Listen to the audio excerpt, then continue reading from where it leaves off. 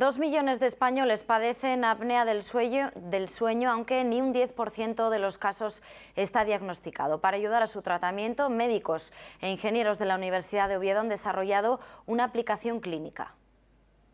6.000 asturianos utilizan compresores de aire CPAPs para tratar la apnea del sueño. Más económico y dirigido a pacientes con problemas de adaptación a este sistema, se ha creado un dispositivo de avance mandibular. Si nosotros avanzamos la mandíbula hacia adelante, obviamente la vía aérea superior va a ir hacia adelante. Aumentamos el calibre de la vía aérea superior, con lo cual reducimos las posibilidades de que esa vía aérea superior se colapse durante el sueño. Aditas, empresa innovadora de base tecnológica, comercializa este aparato que está recibiendo una grata acogida.